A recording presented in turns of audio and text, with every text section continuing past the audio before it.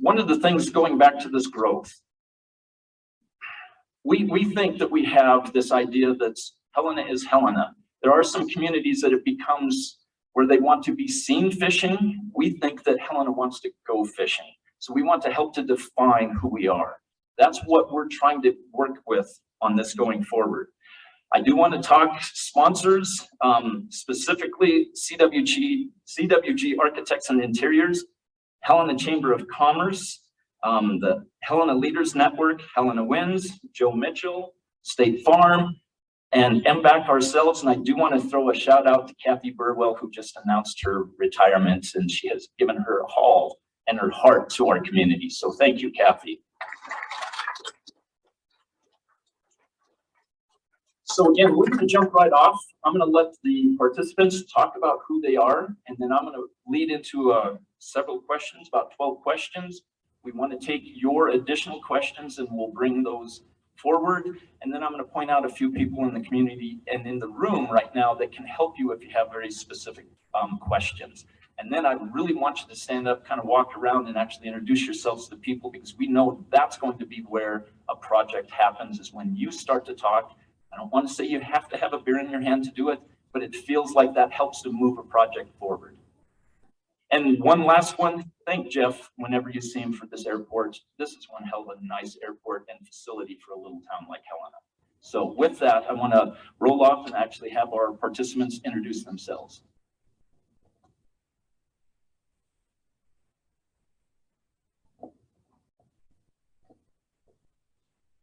Hello, my name is Mark Menke. I'm currently Director of Lending at Mbac after 30 years of commercial and commercial real estate lending experience and 10 years of economic and community development lending experience. My experience is broad range, including residential and commercial real estate, construction, permanent lending, and a diverse commercial working capital equipment, gap, and bridge lending. I'm also one of the few active lenders in Montana that has oil and gas and other energy lending experience. At Mbac, we concentrate on focused strategic small business lending by finding ways to get deals done and assist as many borrowers as possible. Due to limited capacity, we leverage our lendable funds by pairing them with other public and private funding sources. We rely on our banking and credit union partners for referrals, subordinate financing opportunities, and participations. Some examples of these activities include early stage financing, gap financing, to enable small business startups and expansions, which sometimes are not able to obtain conventional financing. We manage over 20 revolving loan funds, including private, city, county, state, and federal funding sources, doing both loan origination and loan servicing.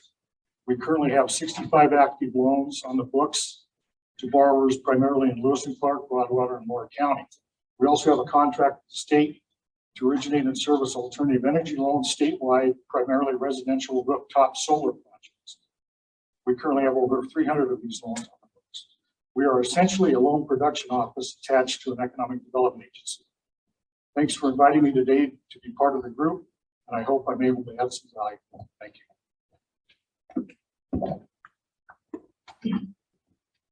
Hi, I'm Alice Santos, and I have lived in Helena since 1995 with my husband and my kids. I have 2 kids.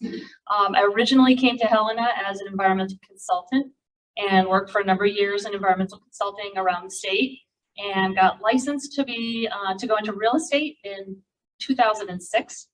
And in 2009, I started Keller Williams Realty, and I work there now as a commercial and residential broker. I specialize in investment real estate, and I'm an investor myself, so I have a variety of different kinds of investments. I have stuff from multifamily, commercial, single families, and a few businesses. So that's kind of, I'm hoping that we can get into a little bit more of the investment stuff, but it's exciting to be on a panel with everyone here.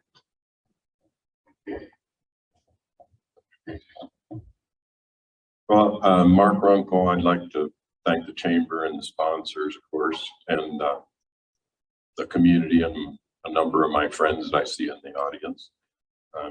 I grew up in a farm north of Dayton, Ohio, attended Ohio State University, where I graduated after 6 years with a degree in veterinary medicine.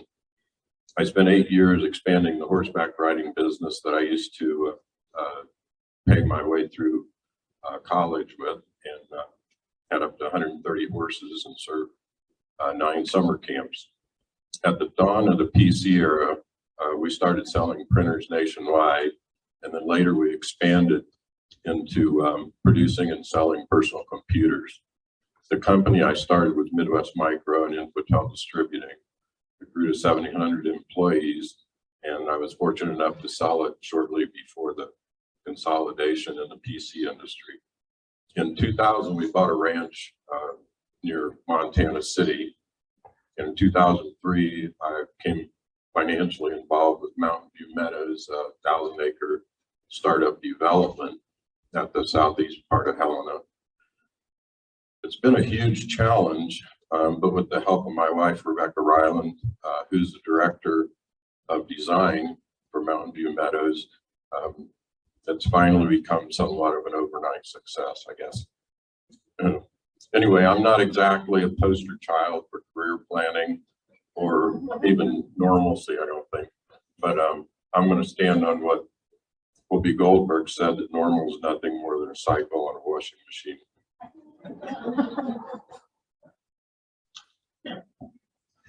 Hello, everybody. Jason Egeline. I'm a vice president at CWG Architects here in town. First job I think I ever had was subcontracting a painting job for the school superintendent when I was a kid, maybe 13 years old.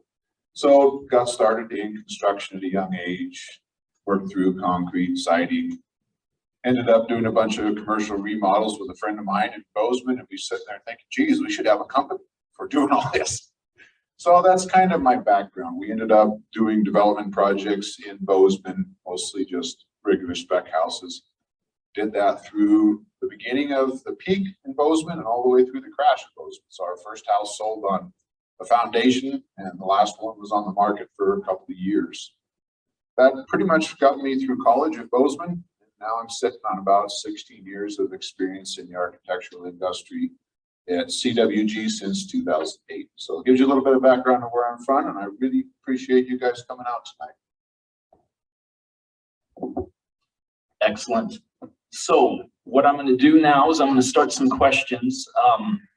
And I do want to just ask Jason, was that a paid gig with the superintendent, or were you forced to do that for something?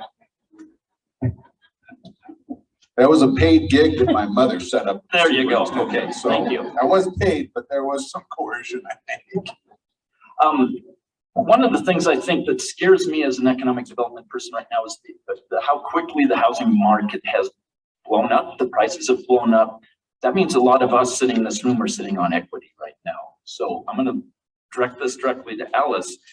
Tell us about how you got started investing in real estate, and what advice would you have for others looking to do the same? Again, thinking of that equity that you may be sitting on. Well, I know that you're going to ask me a question later on about leverage. We'll talk about that. But I got started in around 1995. My husband decided we needed to buy a duplex. His family had multifamily, so he thought it was an important thing to get involved in. I don't even remember if we owned our first house yet, but we were looking at duplexes. Bought our first duplex in 1995 for $60,000, which is true. And along the way, we kind of leveraged that property. We took the income from those two properties, we leveraged it into other property, and I think over the years, it's been several years now, we've multiplied that up to about 13 properties, maybe units, about a little over 50 units. So really just almost on a whim to start looking at duplexes is how I got started. What I kind of tell people if they want to get started today, I don't know, that sometimes just on a whim is fine. I think it's good to have a plan.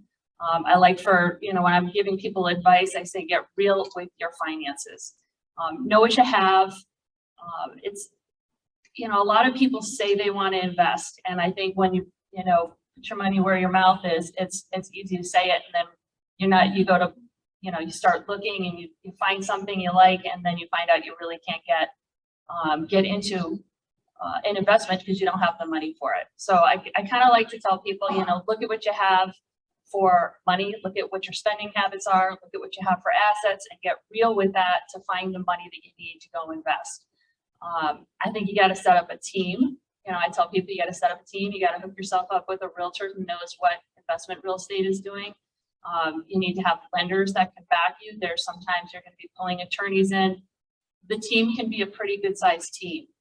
I also am a pretty big proponent of educate yourself, because if you don't know how to calculate, look at what a good investment is, I think it's going to be real hard for people to help you. So as you are, when you decide you want to get investing, there's lots of books out there with the internet. You get on classes, there's just sites everywhere.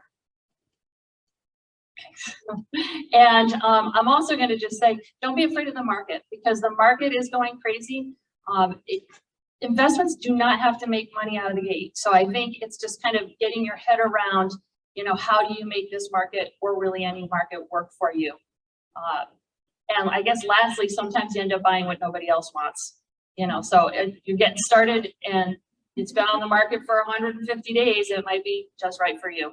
So that's kind of my advice. So Alice, how many people did you have in your family when you bought that 2-bedroom, 1-bath duplex on 2 sides? No, that was just my husband and I. Yeah, okay. But it was one of those, the idea is that you may have to be into something that isn't what everybody else does, but as your family grows. Oh yeah, as my family grew, we lived in our apartments. Yes. Yeah. I mean, it's one of those, sometimes you have to live it to really. Not everybody get there. wants to do that. And I always say, you know, that's why I say get real with what you're doing. If you really want something, sometimes you have to make a few sacrifices. Yes, thank you. So Mr. Runkle, so how does a computer guy come here, grab a piece of property, and then what we really want to know is, can you talk about what is responsible development when it means to you, coming from your field? I will attempt to do that. This is why I think when you volunteer to do something, you should get a more detailed description of what that's going to be. I have a lot of friends here that I want to acknowledge that won't absolutely believe in what I believe is responsible development. But I think that it starts, of course, with sustainability, which means that what you do is not going to compromise the ability of future generations to meet their needs. It requires, in my opinion, a connection to municipal sewer and water. This allows for proximity to work, to shopping, and to services. It preserves open space and agricultural land, and helps preserve air and water quality, provides for more sustainable tax base. I think that responsible development also means managing to the best of your ability the cost structure while still providing complete infrastructure, affordability of home pricing, and livable neighborhoods. I think it means a robust, non-motorized transportation network that connects people to their neighborhood, their neighbors, and to useful open spaces and parks that make them feel better. I think that it means, for me and the research that I've done, it means having parks and open spaces within 700 feet of any given home. And that helps the livability, the desirability, and the value, which also adds to the tax base.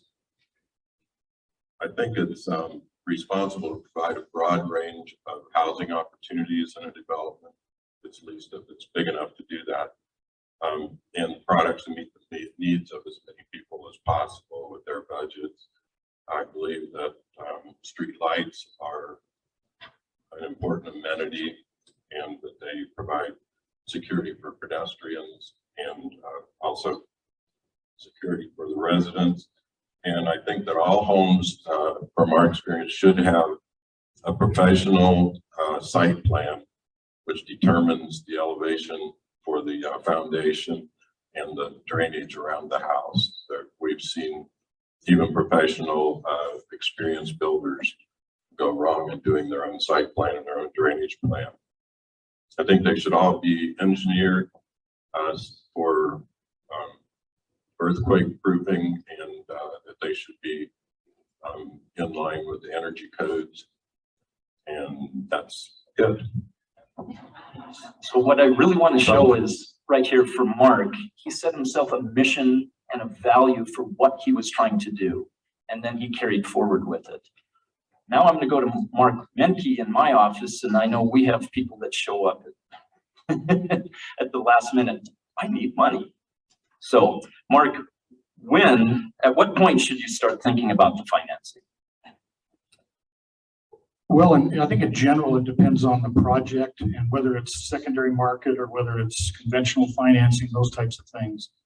Also, I think it depends on if it's a purchase, if it's a refinance, if there's construction involved, those types of issues. So I guess the earlier you can get a lender engaged, the better you're going to be, because they can kind of help you get through the process. I mean,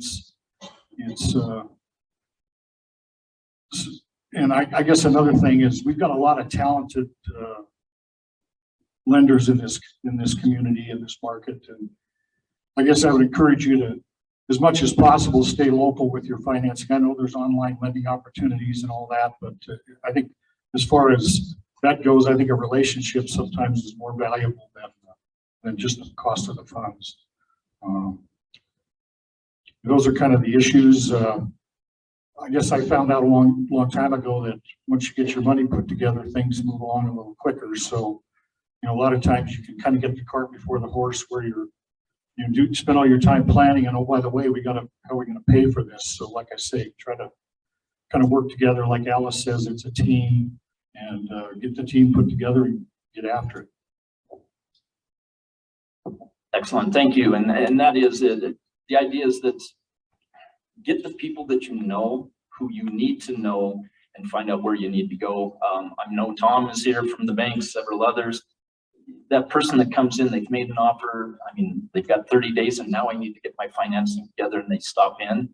That is just very difficult. It makes everything very difficult for you. So really start to think about what you really want to do. Sometimes the process is tough, but you just need to go do it. Now down to Jason. What's an architectural role in the development process, and when should they get involved? I'm a mechanical engineer, so everything is straight and square. These architects that want to make it look pretty, I don't understand. That's all right. You don't have to understand everything, right? We're a team. Yes. Like I think Alice and Mark are saying here, is build a team early on. Architects, we sit down with engineers on the mechanical, structural, electrical, civil side, plus our own architects, plus our owner, plus the city. We are practiced in developing and helping out to build that team. And that would, of course, include your developer, your real estate agent, your bank lender. That team is really important. So the sooner you can get that entire team put together, the better. As far as architects' role in development, we can do programming, pre-planning. Programming is really coming up with the ideas, putting them on paper before you even start drawing. That way you have a really clearly defined scope of what it is you can do versus what you want to do. Get all that stuff figured out, and we can help do that. Obviously, beyond that, identifying some of the goals you have, the facts you're facing, the needs. Look at all of those elements from the element of form, function, economy, and time. It can help you organize those elements before we start designing. Of course, the typical architectural design stuff, going through schematic design, developing that idea into something you could get a permit for and build, is kind of the common architectural elements.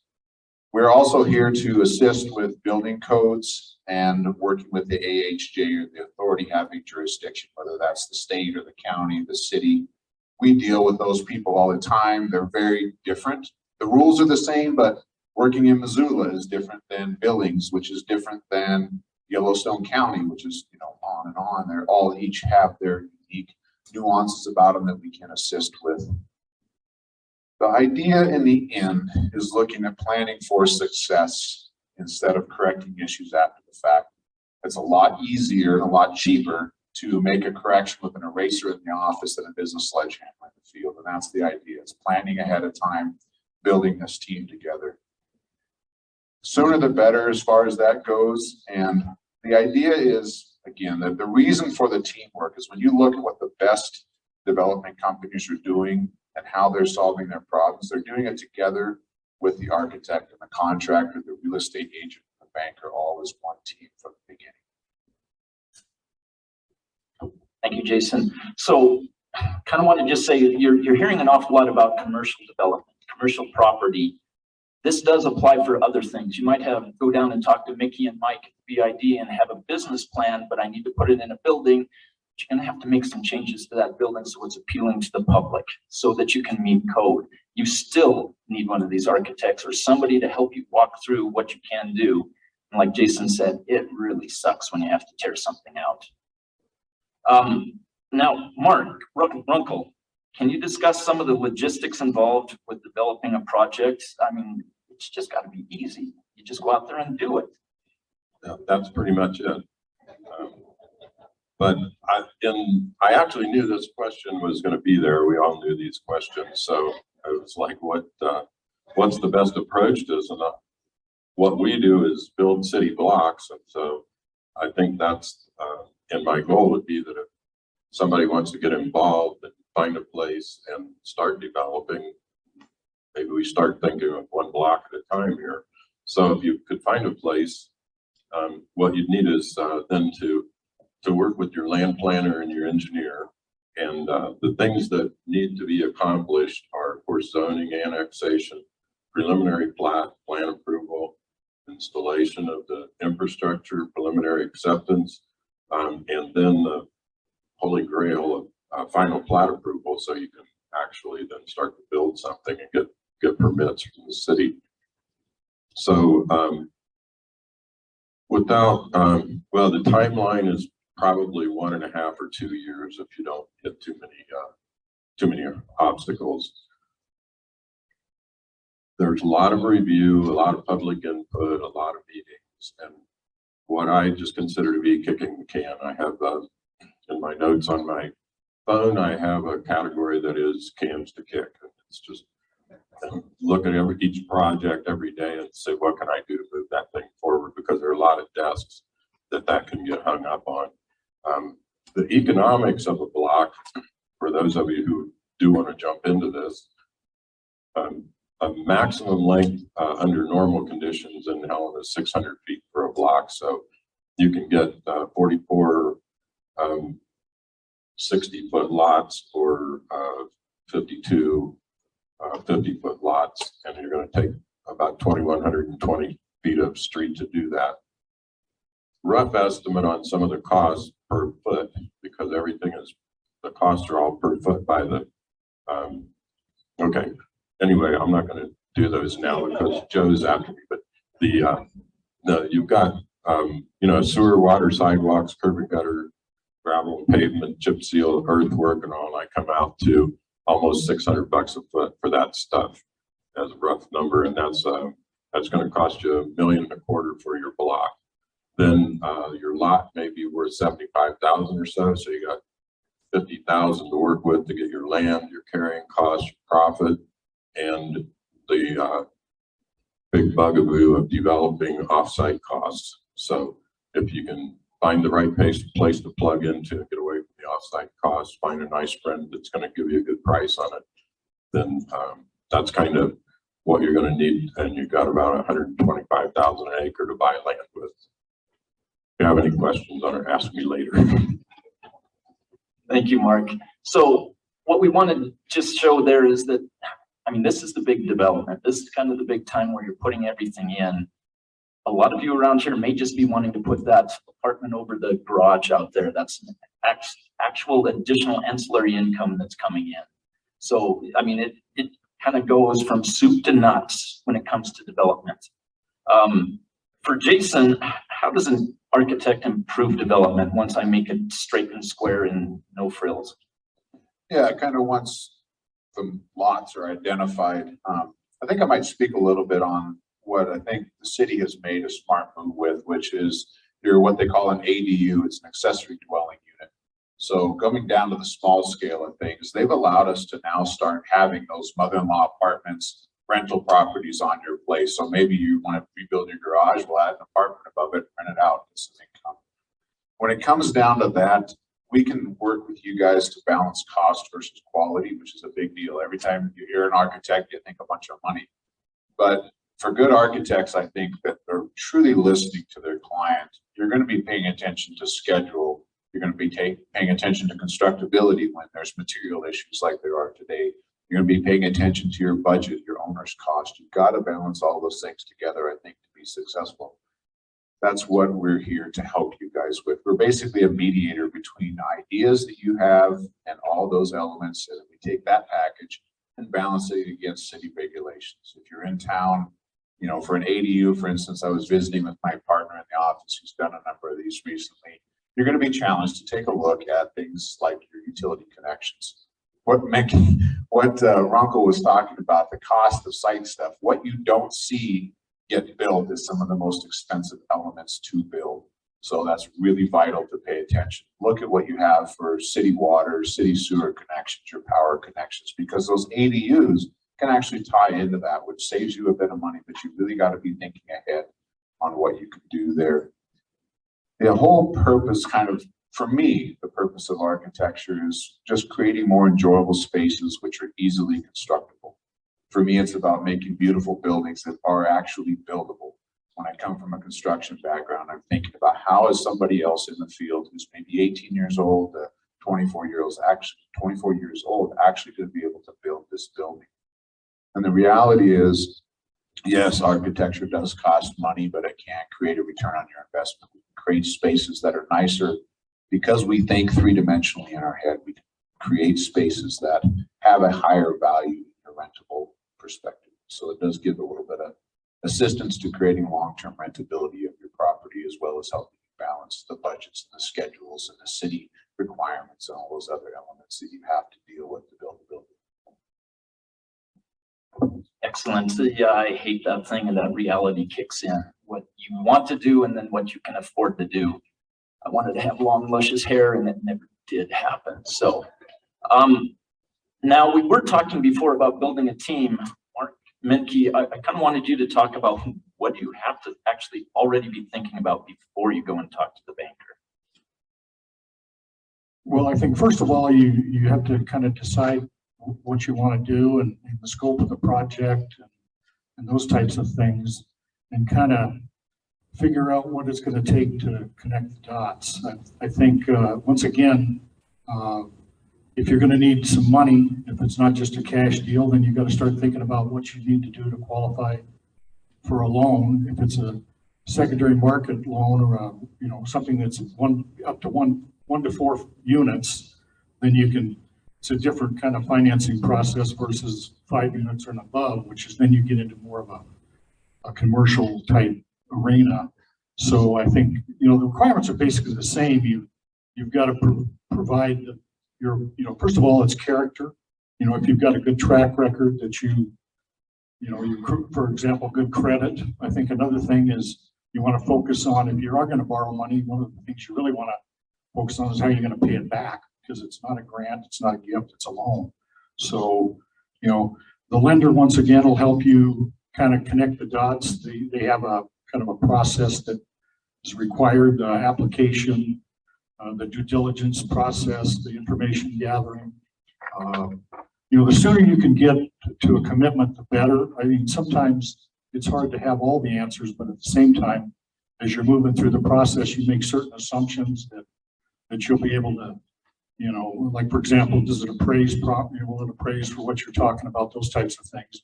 And also give yourself enough time. I mean, it's, especially nowadays, as busy as the market is, the appraisers are busy, the title companies are busy. And it's so if you do, like enter into some kind of a buy sell, if it is a purchase, just make sure you've got enough adequate time to get through all the requirements before you can close. Excellent. Thanks, Mark. So Alice, you kind of teased us a little earlier. Can you talk about leveraging assets and how that creates opportunities with your existing resources? Yeah, so leveraging is kind of an interesting topic today. Partly because this is what a crazy market does, is if you own a house or you own real estate, you bought it sometime in the past, sometime before, let's just say, the pandemic hit. We all saw what happened in the pandemic to prices, and they went through the roof. Here's the good thing, is that it also, the house that you live in, that value probably went through the roof. And you're probably sitting on some equity you kind of didn't think about. And if you already have investments or other real estate somewhere, you've got equity that's tied up in a building on real estate that you can tap into. So I think part of that, you know, one, you got to know how much cash you have, because sometimes, you know, these home equity line of credits are, again, they're a loan. You have to pay them back. But what's great about that, if you bought a house, let's just say I did a quick little formula for $250,000 back when, and today it might be worth 400, and that's not a crazy number. Basically, if you take out what you put down on it, how much equity you have, if you calculate that equity and go to a bank and get a home equity loan, you know, even at a 70% loan to value ratio, which is fairly conservative, you know, it's going to give you over $100,000 to work with. Now, using that as a down payment on another property, you got to calculate that in, because that's going to have a loan, and then you're going to have a mortgage, which is another loan. But it's money that's coming from other people's pockets. So even if you're having to pump some money into that investment, for the most part, you know, that's not a negative thing. So I think it's part of it is using equity you already have to buy something that's income producing is not a bad thing. Now you can use that same home equity line of credit, go buy a boat or a truck or whatever, that's a little less income producing, and it's going to be harder to pay that loan back out of someone else's pocket. But using that kind of money to buy income producing property, you know, it's really, it's kind of a crazy, it's other people's money, and it's a crazy, very fun way to get into, you know, investment real estate. You have someone else paying down your loans. So that's really, I mean, that's part of what leverage will do for you. And a lot of people have that equity and they just don't think about it. Excellent, thank you. One of the things in our May meeting that we're going to be doing, it's going to be talking about the structure of investments, attorneys, accountants, things like that. That $100,000 may not be the point that you need to be able to get over the edge. You can call your brother-in-law, who was a brother-in-law who's now divorced, and then you don't want to go there. You want to think about very strategically about who you want to bring in, because a few people with money can then move a bigger project and actually create even more potential opportunity. And we will be talking more about that in a couple months. Jason, what is that architect-contractor relationship? And kind of like we talked earlier, building that team. Obviously, one of the most important relationships is between the architect and the contractor. You've got architect, contractor, owner, the building department, the bank, the real estate agent. There's a lot of people working together, but specifically in the architect-contractor relationship, having a sense of respect and being able to have a listening ear to the other person's perspective is probably one of the most important elements of that relationship. The contractor's working on time, material, labor, things like that. So when they need us to clarify something on a set of drawings, being responsive to them is very, very helpful to them. And if they're a professional and they understand the industry, they're going to be willing to come back to me and say, you know, hey, I noticed you had something on there that is not quite clear. I'll take care of it. I'll help you out. So there is a back and forth that occurs in that sector between the architect and contractor. Really what we're getting to is balancing that big picture with the details. The architect may have some very specific details, and we're trying to balance that with other people's needs and a bigger picture of our client. We have to also consider the goals, skills, and needs of other team members. We can't be sitting here with our team's hat on saying it has to be this way and it can only be this way. We have to be looking at it from a perspective of flexibility and teamwork, that my perspective isn't always right. Kind of like Mark was saying, here's my opinion, here's what I see, but listening to the other side and saying, what do you see? You know, a lot of times a contractor might call me up and say, I noticed your drawing says to do this. Do you mind? I've been trying it this way and it's been really successful.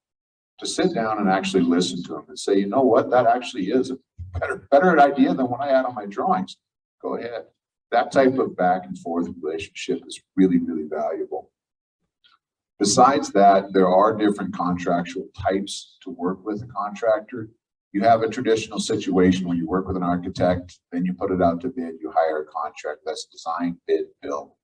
There is also a design build scenario where the contractor is more the lead. We work for them and design it, and they're pricing the project as we design it. The third option, which we have found very, very effective, is what's called the GCCM, and that's General Contractor Construction Manager.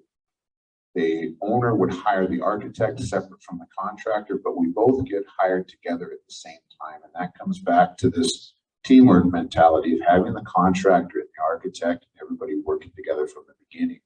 So I might put together a schematic design, check the codes, and he can grab that, start putting some real numbers to that, say, here's some conflicts that we might want to resolve. Here's some different things that we may want to consider. So that partnership can occur really effectively in that third scenario, but there are 3 different ways you can do that. Excellent. We have some people on the outer edge. If you have some questions, kind of raise your hand and they'll pick them up if you can write it down. One thing I do want to state right now is we have a lot of other professionals in this room, in the group over here. We've got the intent here is that you get exposed to who to talk to. I want to make sure that Eric Newsom out here is with SHPO, State Historic Preservation. He's going to not tell you that you can't do anything with an old building. We've got Tracy McIntyre with Montana Community Development Corporation, who talks about, isn't it? Cooperative Development Corporation. He talks about a cooperative investment group. So if you had some ideas of how to get a couple people together. Andrea Opitz with the T-Bid, Mike and Mickey with the BID, kind of talking about where is the community going? What are the exciting things going on? That's how you do some of your background research. And I will say we have Leanne Taylor here from Department of Commerce with a lot of money out there. So some of the business ideas, you need some training, you need employees. There are some opportunities here through Accelerate or, what is it? Workforce training money. Again, the intent here is not just to think of the 4 of our panel, but there's other people here, so your business ideas make sense. Why I wanted to bring this, I wanted Mark to talk about what we do. So Mark, what is the difference between Mbac and a traditional lending institution? Can you expand on some of what our organization like, or on some of what an organization like Mbac offers? About that. Well, first of all, we're an economic development lender. We're not a bank. We don't compete with the banks. We partner with the banks. Our job is to try to attract and retain and create new jobs. I mean, economic development lending is to try to make the pie bigger rather than try to just go out and get a bigger share of the existing pie, so to speak. So, what we do is a lot of times our bank partners will call us. They've got and we focus primarily, a lot of what we're talking about today is real estate development. And what we do primarily at Mbac on a day-to-day basis is small business lending and community development lending. But one of our bank partners have talked to somebody. It looks like they've got a good business plan. They've got a good idea. They seem qualified, but just because of where they're at in the process, banks are, heavily regulated. And so as a consequence, there's certain key elements to what they've got to follow. And one of the things is they've got to be able to demonstrate repayment ability. Well, sometimes that's hard to do with a startup, with an expansion where you're lending on projections rather than existing historical numbers. So the bank will call us and say, hey, I've got this deal. It looks like it's got a lot of potential. Will you maybe sit down and talk to these folks and try to help them get it put together?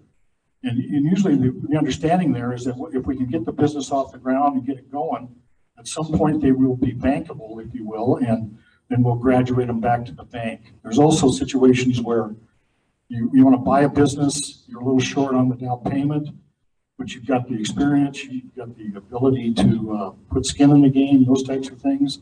Sometimes there's a gap between what the conventional lender will be able to do and what it's going to take to get the deal done. So what we'll do is come in what's called gap financing, where you put in so much, the bank puts in so much, and then we'll put in the difference.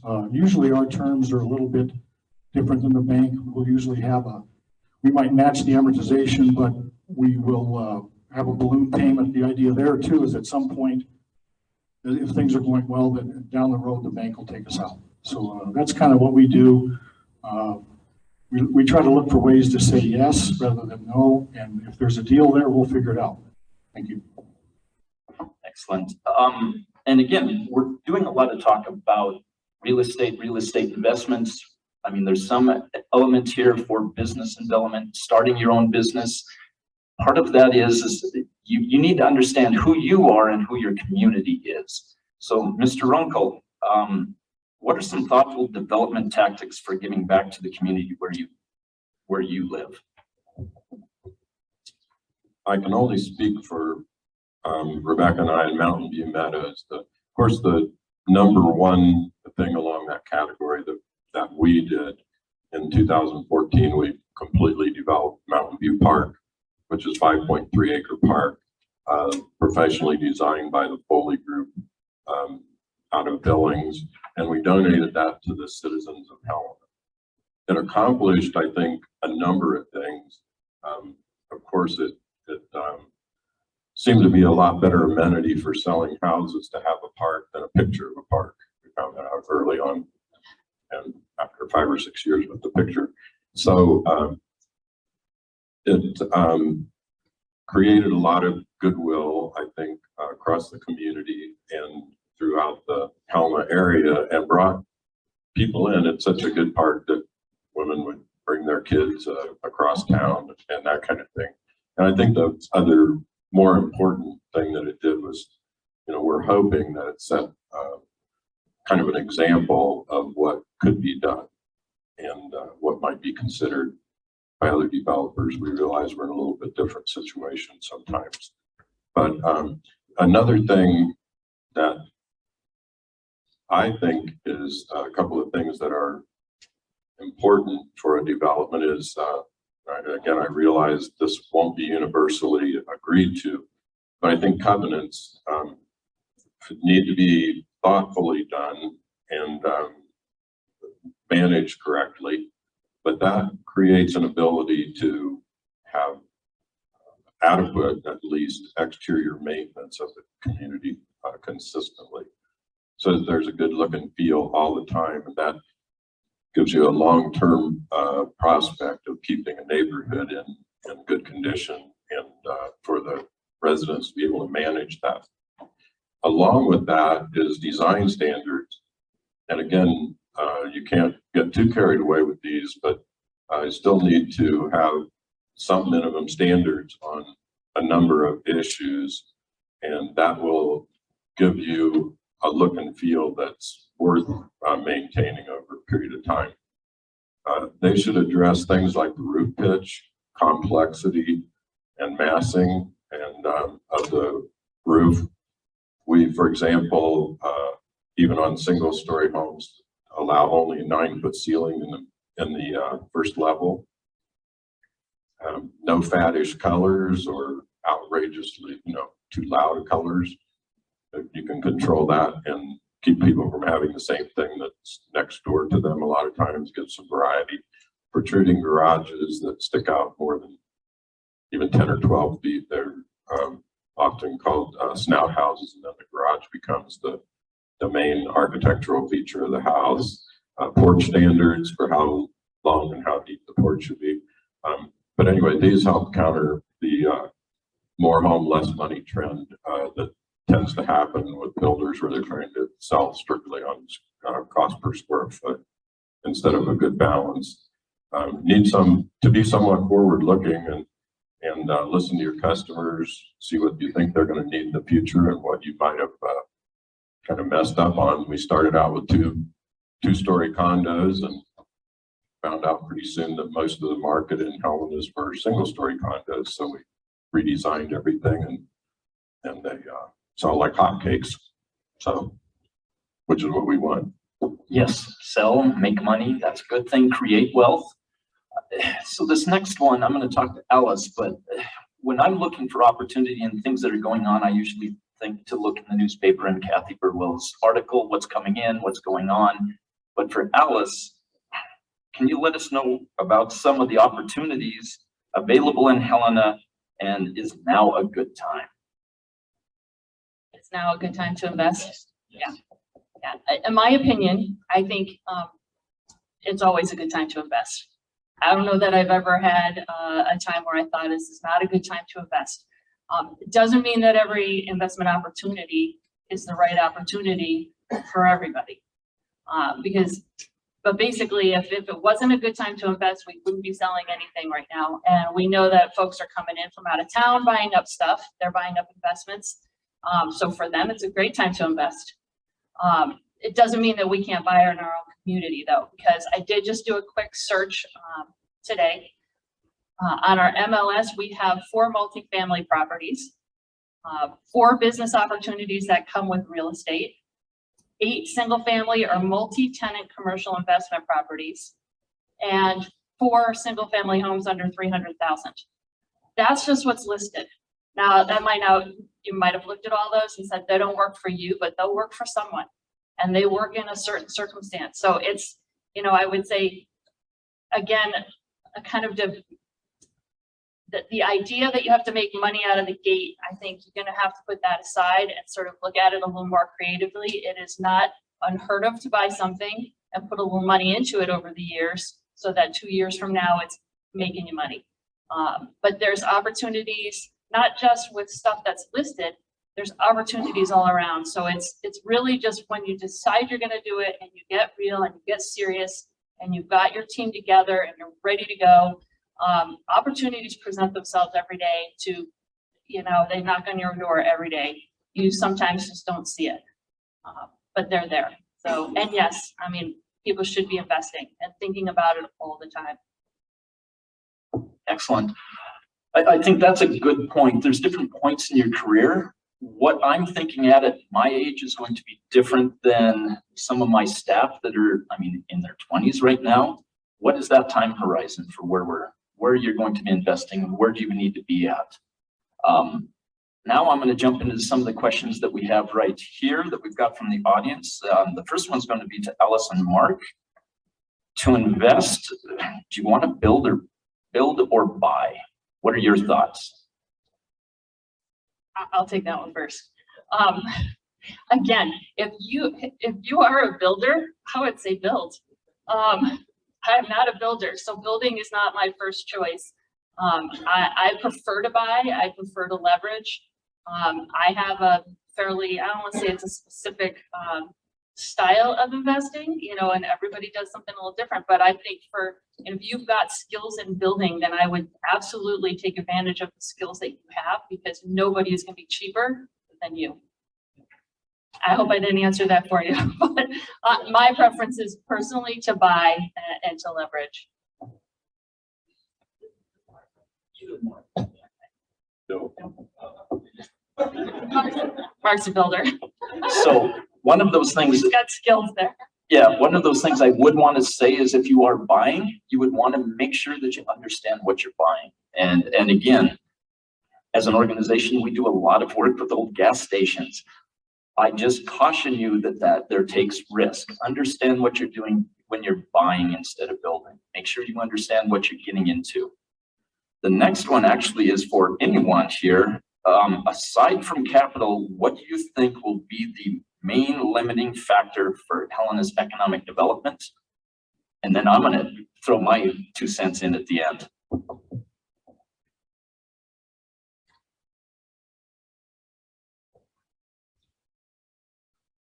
Would you say that again? Yeah, aside from capital, what do you think? Maybe I'll just jump in right at the beginning.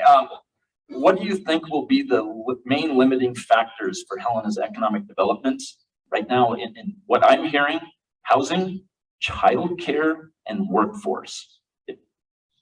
Yeah, right now What we want to do is be thinking about where we can get things done. And if you can't get workforce into your business, if you can't get workforce to do the work on your building, to do the modifications to your office space or to the retail space, you just can't get anywhere with that. So again, we think there's going to be some limitations there. We'll come to some other things in a few minutes, and there's going to be another one soon. Anything else, Mark? I think to some extent, it's going to take a little bit of time also. And we have high prices. That's the best cure for high prices. So maybe we can catch up on building here at some point. But getting workforce is a big issue. Excellent. One more here. This one is, I want to be very careful with this because we have been talking about bringing partnerships together. The question was, I was advised there are laws that restrict multiple entities or families from pooling their money on development investments. Is this true? And what steps need to happen for an individual to be able to invest, say, $5,000 to $50,000 on commercial properties? And I think really what they're getting to is there's some limitations if you're actually trying to pool your funds together, and some FCC issues about going out. And Mark, I mean, do you see any limitations for small groups to bring their monies together? Not that I'm aware of. I guess officially, I mean, to me, if you're going to come together as a group, you want to make sure that everybody's on the same page. I think that's really important, especially when there's money involved. And just to make sure that everybody understands what's going on. I mean, a certain amount of it is just manage, people's perception of risk and willingness to take risks. And anytime you're creating value, there's a certain amount of risk. And certainly in real estate development, you're taking something that's not there and creating it. And it's not as easy like Alice's concept of just buying something that's already there. It's a little easier to make sure you understand exactly what you're getting yourself into.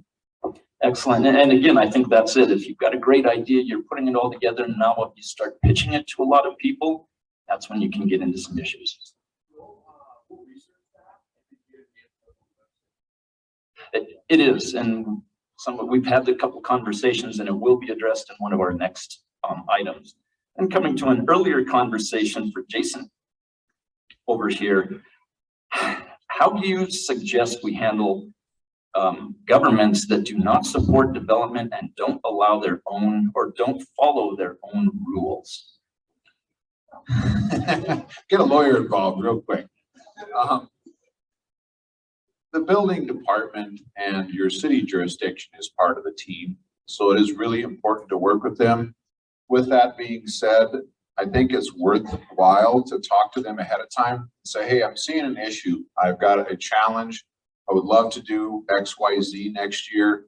Can we sit and just talk about it? Say, what are the issues? What ways could we work through these ideas ahead of time? Instead of coming to your architect and saying, gosh, I really need to do this now. Plan ahead a little bit and talk to the city.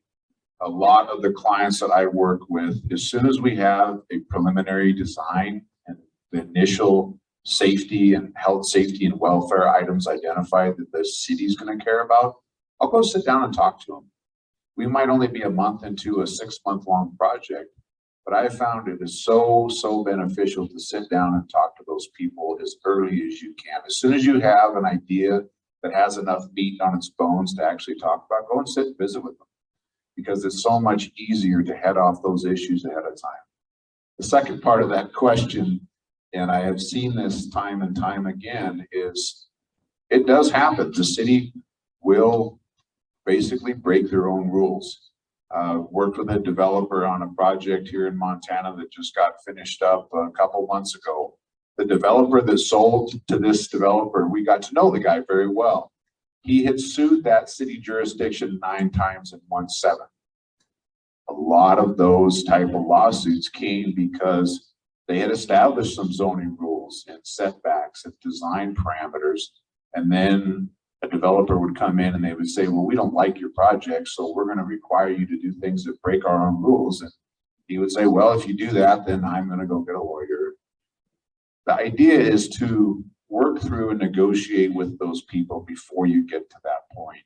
But don't be afraid to go to that point if it's needed, because consistency in setting rules and enforcing rules is really important. Thank you.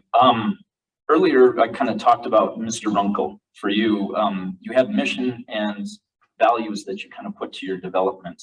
The question actually is how much have you sacrificed or lost in your profit margins by doing sustainable, environmental, and conscious development that met your mission?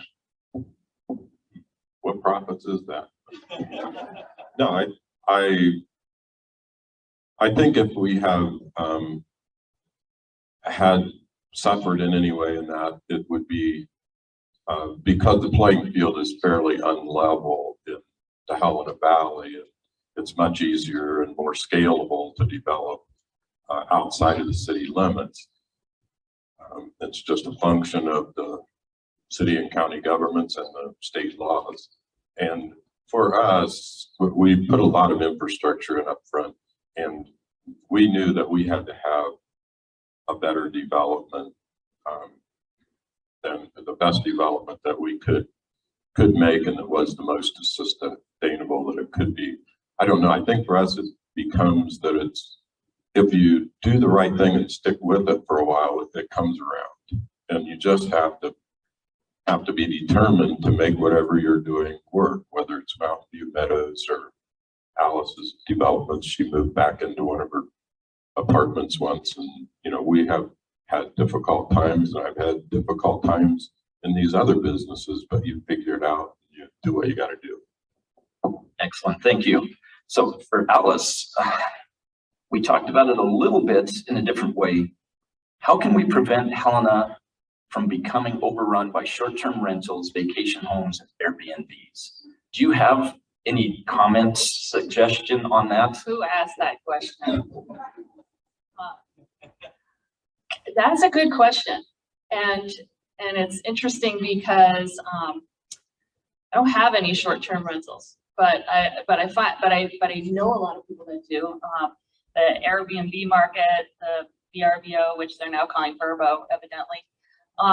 That market is exciting because it brings people into your homes and into sort of smaller places that you can rent out short-term and make a pretty decent amount of money. And I also hear from the folks that have those that when others are proposed on the street, they get a little nervous because now it's tapping into another market. I don't have the answer to the question, but it is a good question, and I can see that what could end up happening is that the market in that area gets flooded. But for right now, I know that folks want to come here and they want to be able to stay in something, the hotels are full and they might want just a different kind of an experience. So right now I know that they're doing well, and it is how to stop it. Was that the question? How to prevent it? Yeah, I don't have the answer to that. I actually don't necessarily think it's a bad thing. I think it's another way for generating income, and there are folks that are looking for short term. So it's just not my area. Excellent. Again, it is a complicated question. I mean, part of what we're talking about here is how do you create value? Creating value with an Airbnb, and I mean, putting an apartment over your garage makes value. I know I see a commissioner in the back. We have a business up in Lincoln that was losing employees because every one of the rental homes there was being used as the new cabin for somebody in the woods that they were using as an Airbnb. So now all of a sudden we have a business who can't keep their doors open, which then starts to tank the local community because you don't have working class that are there to keep the doors open. So it's a conundrum that we want to try to work with, but I think it's a little all of the above. But again, preventing it, again, part of our conversation today is how do you afford a home?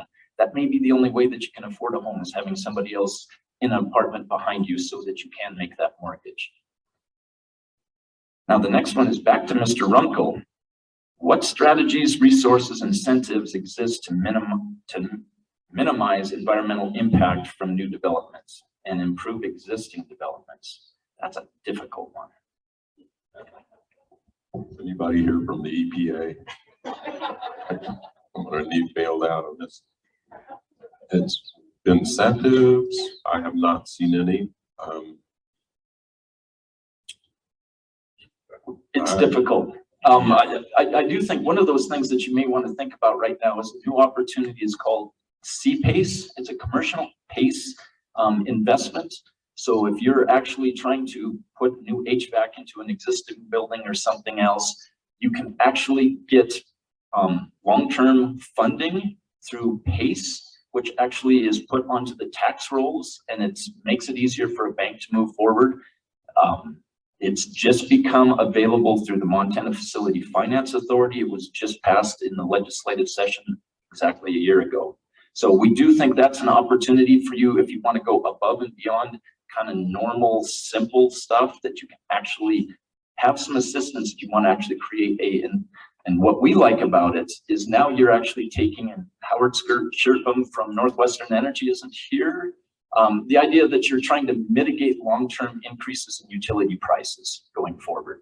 The idea that you can invest in your building beforehand that mitigates some of those, the inflation that we're seeing right now. I hope that helps. And Alice, I hate to throw this one back at you, but now there's a different one. How can affordable housing be expanded with new growth and development? Do you have any ideas about what is affordable? How do we make it happen? Ouch. Whoa. Question again. How can affordable housing be expanded with new growth and development? And maybe I might even want to throw that down to Jason also out there. Yeah, it's an excellent question. I know there's a lot of people here that I saw at the economic conference here a few weeks back, and we do need more housing. There's no question we need more housing. Defining affordable, that's interesting, and that's kind of, we look at median home prices now, and is that affordable? It's hard to say. So I think part of it is finding a way to build affordable housing and meet that affordable housing need. It's building housing in general, obviously, is important. Affordable housing takes it into a kind of a different realm. And I really don't know the answer to that. It's a little outside of what I do, but I'm around the folks that are concerned about this. And I know that a lot of the people that are, like I said, there's how many houses under 200 or under 300,000. There were a handful, 4. So does that supply what the need is? No. So I think, I'd love to see some more urban, downtown development into the residential area where we can stick people in over other commercial stuff. So I'd love to see more of that and get, I know we're doing some of that, but I think there's room for more. Excellent. I'm going to throw this down to Jason. Just again, the idea that you go talk to your engineer and architect, are there some ideas that can actually drive down the cost per square foot? So the idea of making it affordable or attainable, how do we just try to keep prices in check? I think material prices are through the roof, and it changes daily what is expensive and what's available. So that's a real challenge these days. There's a lot of stuff outside of architects, and I don't mean to say that architects are needed on everything. I want that to be understood. It's a supply and demand issue, right? There's so many houses being built per year, and there's more people looking for houses than there are houses being built. I think we have to take a little bit more of a creative look and sit down and visit with the city and say, what are some effective steps to maybe convert some of these downtown commercial empty lease spaces into residential? Can we work something out with you to plan long-term to make the changes that the code's going to require? I was visiting with a city planner who came here and discussed some of those options, and I think they're worth talking to the city about and say, where can we get together and come up with some different ideas that could phase changes into a building? again, and maybe this is probably just my own opinion, I'm not against having trailer parks. And what I'm getting at there is there needs to be a housing availability for getting into the market. And working with an architect to create $1 million custom home or a $3 million custom home is not going to get a 24-year-old married couple into the market. We need to be providing housing that they can afford to get into. And whether that's the Airbnb market where they can rent a place, or maybe it's creating a rental in the back of your house that your kids can take over. There's a lot of different ways that may or may not need an architect to help us meet that supply issue. Excellent, thank you. Oh, Mark. Take a little bit of a shot at that. Because we've seen the trend over the last 10 years with houses getting larger, then getting somewhat smaller, and then getting larger again. Just looking at national things, if you want to cut the cost of a house, it has to get smaller and more dense and more dwelling units per foot of street that's out there. And to do that, you just have to combine them, make some 2 stories, and go to a smaller level. The houses that we have that are 1,000 square feet, we've had for since 2009. They started at 155, and now they're at about 350,000. We just developed a plan that's 1,400 square feet, a 3-bedroom, because a lot of people want a 3-bedroom. A lot more people are, and that's about as small as you can do a nice 3-bedroom. But a lot of people are considering 2-bedroom homes instead now. So I think size is the biggest thing. So one last kind of point with that. We've got a community that's, what, 150 years old. We have plats, I mean, in this community that are from the 1880s, 1860s. You've got a lot of 25-foot lots that you have a single home on with a big chunk of grass. We think there's some opportunity there. I just think of myself growing up in Townsend. My parents, because they had 4 boys, we mowed a lot of lawn because they wanted to have us play there. At a later point, we sold it to the person who came in after us. He then broke off 2 of those lots and put homes on there. Didn't even dawn on us and why I didn't think of that when I was running the mower back and forth. But the idea of trying to actually create some more wealth by doing infill. There's some weird opportunities there that I think all of us should be thinking about. We probably have a friend, somebody down the street, and who's got a big bunch of property that isn't necessarily fitting their lifestyle at that point. I mean, the kids may be long since gone. They're empty nesters. They're in a 4-bedroom, 2-bath home on, I mean, a lot of acreage. There may be an opportunity to work with those people. Now, with that, we just got the hook. We were hoping to go an hour and 20 minutes, and it's an hour, well, right at 5:22 right now. I am out of questions. So what I do want to do is thank you. We didn't know what to expect. Some people, Joe was absolutely convinced we'd have a lot of people, but not this. I was thinking if we had more than 3 at one of my public hearings, I would be happy. What I do want to say is we are going to continue this. Right now, it's fairly heavy on the real estate investments. We will probably be doing even some other things that we'll be talking about business ideas. The key that we want to do here, and with the Helena Leaders Network and Joe and McKinley kind of running that right now, it's getting people together to kick around ideas. We've been talking about housing and sewer lines and things like that. But you may have another idea. What we think is that community. And again, not saying that you have to have a beer with you, but the idea of what breaks down that barrier so you start to talk to people. There's going to be a lot of additional people in this room that you haven't met or that you may want to talk to. We've got Tom down here from the County Commission. We've got Shippo over here. Again, an old building can be remodeled. It doesn't restrict you from doing that, but there are some things with it. A lot of bankers, some engineers and architects in the room. And again, thank Jeff for allowing us to be in this area. Again, we've got our food, which I just forgot. Over here was from Savor and Grace, and definitely Lewis and Clark Brewery. Thank you for coming. We are hopeful that this was helpful, but we will be having 3 more sessions, and this will likely continue because we want to have locals to be able to actually create wealth themselves. Again, one of the ideas, if you notice, if you follow Facebook, over in Missoula, there was a big developer who was going to work on the Missoulian, big property downtown. He got sideways with the local people, and it ended up being a ton of bad media on Facebook. Why does it have to be somebody from out of state that does those types of developments? That's what we're trying to figure out. Define who we are and make it something that you can actually do the development in. Again, prices have went up. We have where a lot of us are sitting on equity right now. Thank you very much, and have a good afternoon.